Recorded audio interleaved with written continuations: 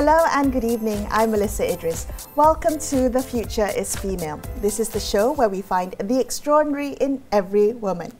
In 1957, Tunku Abdul Rahman Putra Al-Haj declared Malaya free from British colonial rule. Now, 6 years later, in 1963, he stood once again at the heart of history, shaping the birth of a new nation, Malaysia. His love for the country was profound and unwavering. And tonight on the show, we reflect on his life and ideals through the eyes of his granddaughter, Datin Sri Sharifah Manyalara Hussein, who is more affectionately known as Lara Hussein. She's the CEO and founder of MNC Saatchi Malaysia and a trustee of Yayasan Tunku Abdul Rahman. Welcome to the show. Welcome back to the show, I might add. Thank you, Melissa. It's been a few years. It's nice to be here. I think the first time you were on the show was many years ago when we were talking about your work, about founding the advertising from MNC Saatchi. But today I want to talk a little bit about your grandfather. And in light of Merdeka, it's the Merdeka period. Yeah. I am curious to know how the day resonates with you, because Tunku Abdul Rahman, his story is not just your story as a Malaysian, but your story, your family's story. What does the day, Merdeka Day, stir for you personally? And also maybe in your family, do you reflect on Tunku's role each year? Well, I mean, thank you very much for inviting me again. It's nice to see you. Yeah. Merdeka is obviously a very, very special time, because not only is it a celebration of our independence, you know, the birth of our country, but it's also synonymous with Tunku, and because of that, it's a time that we reflect. We reflect on, you know, his achievements, his struggles. We reflect on him, and you know, it's a time where, you know, we sort of remember him. I mean, we remember him all the time, of course, but I mean, Merdeka is extra special. It's almost like his birthday. Yeah. Well, he's such a. I think it's really hard to not think about him, and that figure of him with the right hand raised, isn't it? It's wonderful. So maybe before we begin, Lara, if I may get you to help me understand. So your mother, My mother, late Tunku Khatijah, yes, was Tunku Abdul Rahman's eldest daughter. Eldest daughter. Okay. Maybe you can help us understand the family picture. For those of us who may not be familiar, help us understand the family picture a little better, where you sit in it. Okay, so my mom, my late mother, is Tunku's eldest daughter, Tunku Khatijah, and I am the youngest of 3 girls. Okay. And Tunku also had a son, and so we're 8 grandchildren. Wow. Okay. And did you spend a lot of time with him? I did. As a child? I mean, during my whole life, my whole period, my lifetime, I would say the early years I stayed at the residency, you know, which is where the memorial is now. Yeah. And in my sort of younger days, from say until I was about 4, I lived with him at the residency, and the residency was just a wonderful place where, you know, he loved children. So there were children everywhere, you know, all his staff's kids and everything, and everyone was made up of different races from different backgrounds, and so I grew up like mixing. It was like a microcosm of little Malaysia. Oh, yeah, and we lovely. grew up like just mixing with them, and there were no differences, no boundaries. So I grew up with that framework, you know, that mindset, and I honestly don't have any sort of preconceived kind of ideas about any kind of boundaries or anything like that. I've read so many stories about the residency and how it was so multicultural and children everywhere, and stuff was like family, and everyone knew everybody's names. I feel like Tunku lived how he wanted the country to be. Yes. When you remember him, what do you remember the most? What were some of the most kind of vivid memories you have of him? Well, Tunku was he was a very warm, very kind, very compassionate family man, even though he was extremely busy during that time. But he always made time for family. So when I was a little girl, he would come and pick me up, you know, on his way back, and you know, there were days when I was very disappointed when he didn't turn up, you know, things like that. And then, you know, over the years, I grew up overseas. When I came back, I lived with him again in Jalan Tunku. And and he wanted everybody to live with him. So he built little houses for us in the same compound, and until we got, until we sort of moved on with our life. He wanted to keep everyone everybody close, together, and I attended, a lot of events with him. And I think what's interesting is we share a lot of the same interests and same passion, like horses. And he loved horses, he loved sports, so we share all of that in common, and a lot of activities that he enjoyed doing, except cooking. He's a very good cook. Oh, he is? Yes, but I'm not. So that's it. I didn't know that about Tunku. Fantastic. He would go into the kitchen and cook himself. Did your mother tell you any stories about him? She must have had a unique perspective as Tunku's eldest daughter. Yeah, so my mother actually inherited a lot of his cooking skills, because my mother is a fantastic cook. In fact, she produced a book called Tunku's Recipes. Oh, what was the family favorite to always have at gatherings? Well, you see, the thing is, he's quite Western in his taste, but traditional as well. So he was very famous for his Yorkshire, roast beef and Yorkshire pudding. Oh, that's not easy to make. That's the English one. Oh. And then, of course, the Malay Kedah kind of northern food would be all his fish curry. He's very good at his fish curry, which my mother Do you find it difficult to separate the man you knew him to be at home versus this towering icon of a statesman that we know, or that as you see when you see depictions of Tunku in the public? Not really, because how he is, he's very seamless in that sense, because what you see at home, or what you see in his demeanor as a family man, is what you see outside, because what he's like, that's him. There's no pretension, He's very much a people person, very much close to the people, and so what you see is how he is outside as well. So for, say, the younger folks, the younger generation who only know of Tunku as a name in textbooks, a name on the kind of street or on buildings, how would you describe him as a man? Like, if you were to tell, say, a person watching today who Tunku is, how would you describe him? I would say that he's a very compassionate. There are many, many stories of his compassion. Very, very caring, very kind-hearted, loved people, very much a people person. He had very strong principles, quite a traditionalist, but yet Western in his views of the world. So he had that very diverse thinking, which was quite interesting, because at the one hand he's very traditional, but on the other hand very Western, very liberal-minded as well. Very empowering of women and women's potential and growth, and lots of stories about that. And I think he's just a very funny person as well. A funny person? Very, very funny, very lots of sense of humor, very sharp. I have to say, so there was a book that was an anthology, if I may, that was written about Tunku, so an anthology of recollections and stories, anecdotes about Tunku, written by the people who knew him and who had a story to tell about him. And when I read this book, I have to say, I learned so much about him that I didn't know before.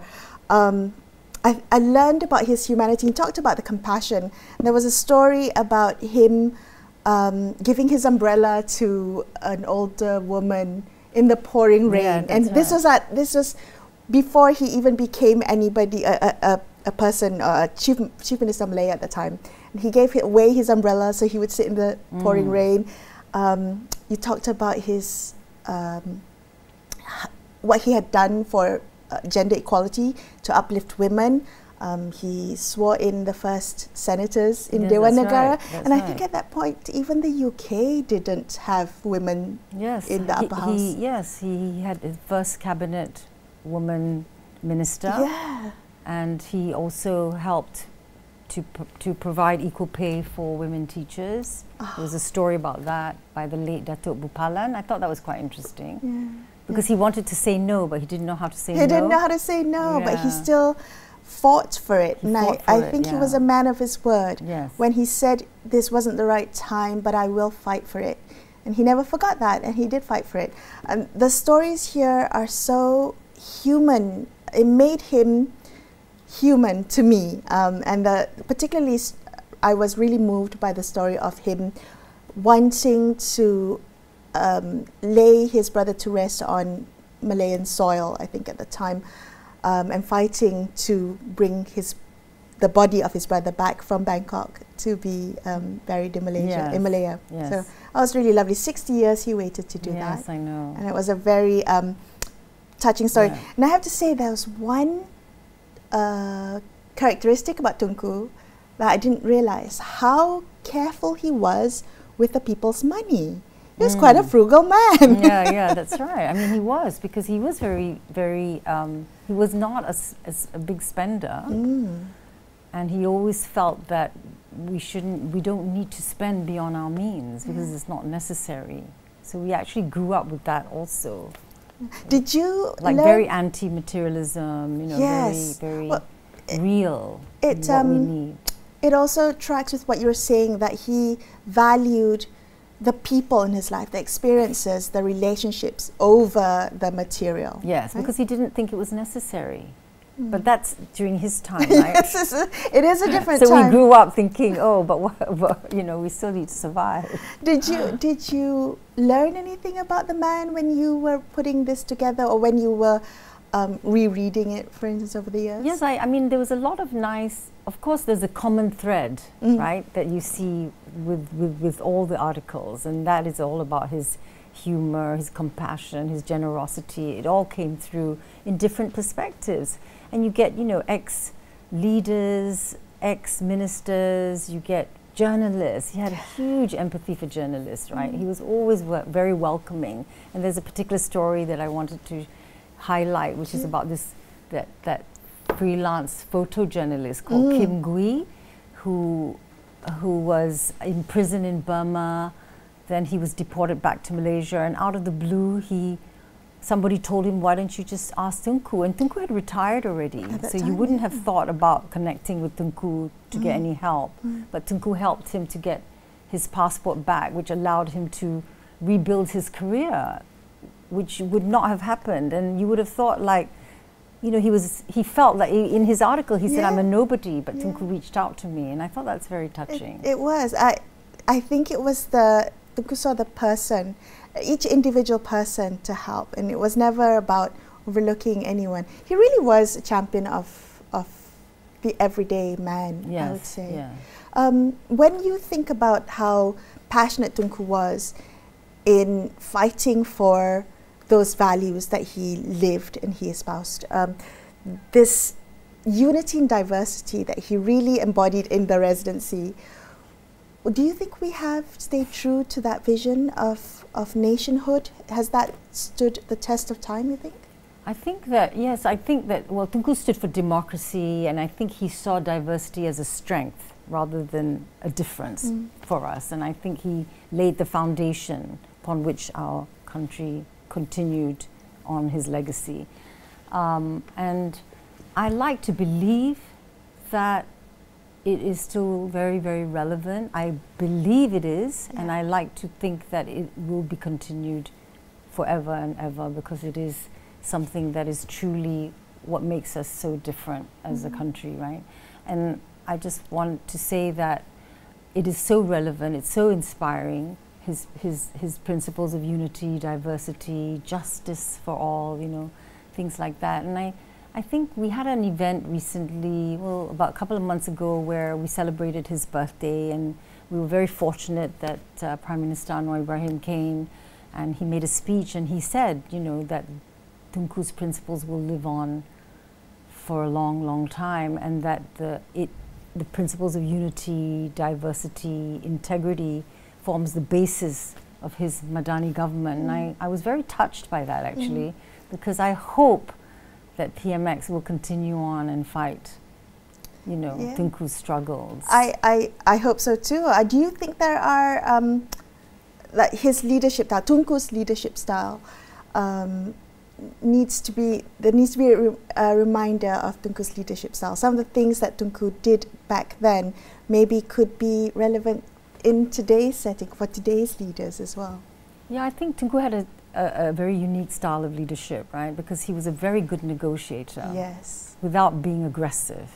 I mean, he was assertive, he was empathetic and firm.